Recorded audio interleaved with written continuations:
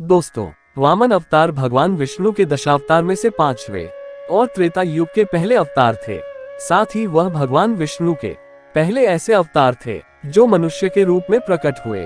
पौराणिक कथाओं के अनुसार वामन ने राजा बलि का घमंड तोड़ने के लिए 3 कदमों में तीनों लोक नाप दिया था।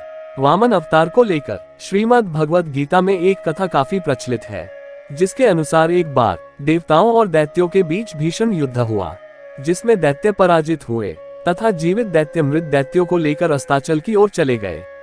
दैत्यराज बलि इंद्र के वज्र से मृत्यु को प्राप्त हो गए। तब दैत्य गुरु शुक्राचार्य ने अपनी मृत संजीवनी विद्या से दैत्यराज बलि को जीवित कर दिया, साथ ही अन्य दैत्यों को भी जीवित और स्वस्थ कर दिया। इसके बाद गुरु शुक्राचार्य ने राजा बलि के लिए एक यज्ञ का आयोजन किया और अग्नि से एक दिव्य बाण और कवच प्राप्त किया। दिव्य बाण की प्राप्ति के बाद राजा बलि ने स्वर्ग लोक पर एक बार फिर आक्रमण करने के लिए चल दिए। असुर सेना को आते हुए देख इंद्रराज समझ गए कि इस बार देवतागण असुरों का सामना नहीं कर पाएंगे। ऐसे में देवराज इंद्र सभी देवताओं के साथ स्वर्ग छोड़कर चले गए। परिणाम स्वरूप स्वर्ग पर राजा बलि का आधिपत्य स्थापित हो गया और दैत्य गुरु शुक्राचार्य ने राजा बलि के स्वर्ग पर अचल राज के लिए अश्वमेध यज्ञ का आयोजन करवाया। देवराज इंद्र को राजा बलि की इच्छा के बारे में पहले से ही ज्ञात था और यह भी पता था कि यदि राजा बलि का यज्ञ पूरा हो गया तो दैत्यों को स्वर्ग से कोई नहीं निकाल सकता। ऐसे में सभी देवी देवता काफी चिंतित हो गए और श्री हरि भगवान विष्णु के शरण में जा पहुंचे। इंद्रदेव ने अपनी पीड़ा बताते हुए श्री हरि से सहायता के लिए विनती की। देवताओं को परेशान देख भगवान विष्णु ने सहायता का आश्वासन दिया और कहा कि मैं वामन रूप में देवराज इंद्र की माता अदिति के गर्भ से जन्म लूंगा। श्री हरि भगवान विष्णु ने माता अदिति के गर्भ से धरती पर 5वां अवतार लिया।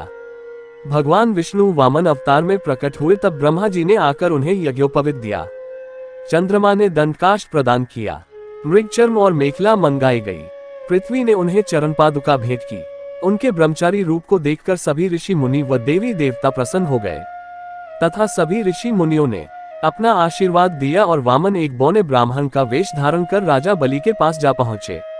उनके तेज से यज्ञशाला प्रकाशित हो उठी। ये देख बलि ने उन्हें आसन पर बिठाकर आदर सत्कार किया और भेंट मांगने को कहा। इसे सुन वामन ने अपने रहने के लिए 3 पग भूमि देने का आग्रह किया।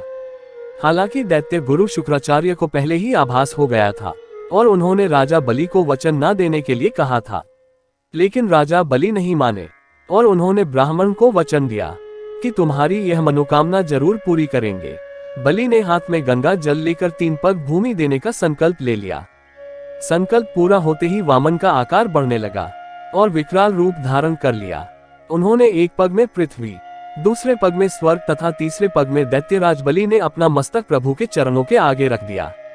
अपना सब कुछ गंवा चुके बलि को अपने वचन से ना हटते देख भगवान प्रसन्न हो गए और उन्होंने दैत्यराज को पाताल का अधिपति बना दिया।